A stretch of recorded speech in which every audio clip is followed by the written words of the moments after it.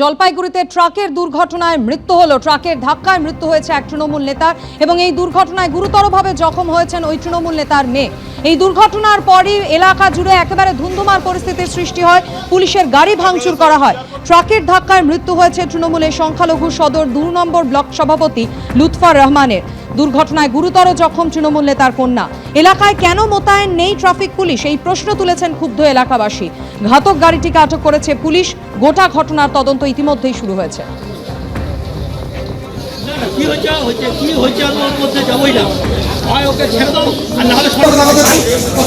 যদিও সর্বোচ্চ আদালতের এই নির্দেশের পরও মাইক্রো অবজারভার নিয়োগ নিয়ে জটিলতা কিন্তু এখনো কাটেনি।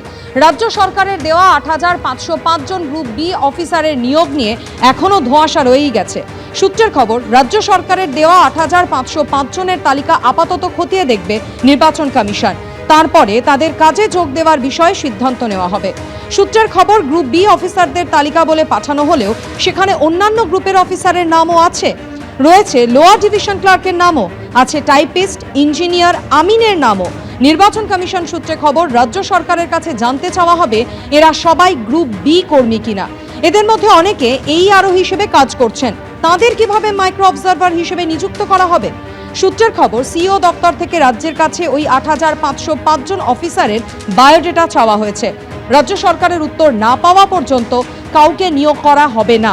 কমিশনের সিস্টেমে লগ ইন করার জন্য এদের সবার নামে ইউজার আইডি এবং পাসওয়ার্ড ক্রিয়েট করতে হবে। তা করতেই অন্তত ৬ থেকে ৭ দিন সময় লাগবে। রাজ্যের বিরোধী দলনেতা শুভেন্দু অধিকারী তিনি অভিযোগ করেছিলেন গ্রুপ বি অফিসার বলে গ্রুপ সি অফিসারের তালিকা দিয়েছে রাজ্য সরকার। পাল্টা প্রতিক্রিয়া তৃণমূলের।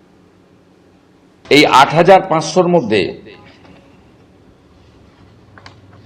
অসংখ্য মিথ্যা এবং অসত্য এবং গাইডলাইন ভায়োলেশন করে তারা এই কাজটা করেছে।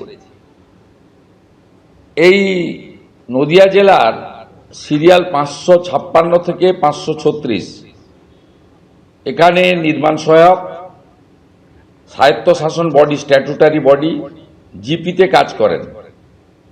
এরকম অসংখ্য নাম এখানে দেওয়া আছে। মৃত ব্যক্তি যিনি, মৃত শুধু নয়, রিটায়ার করে গেছেন, তার নামও মুখ্যমন্ত্রীর বাহিনী, তাবেদার বাহিনী পাঠিয়ে দিয়েছে। নির্বাচন কমিশন যদি মনে করেন যে কোনো নাম তারা বদল চান, সেটাও তারা করতে পারেন, সেটাও সুপ্রিম কোর্টের রায়েই বলা আছে। সুতরাং যদি নির্বাচন কমিশন দেখেন যে কোথাও গন্ডগোল মনে হচ্ছে, তারা বলবেন, তাহলে সেই নাম বদলে দেওয়া হবে। কিন্তু উনি যে কথা বলছেন, ওনার কাছে যদি এত তথ্য থেকে থাকে, তাহলে উনি কোর্টে যান। উনি তো আদালত বান্ধব রাজনীতিবিদ, উনি তো সবসময় আদালত কেন্দ্রিক রাজনীতি করতে ভালোবাসেন। তো উনি কোর্টে যান, কোর্টে গিয়ে বলুন যে এই রাজ্য সরকার করেছে।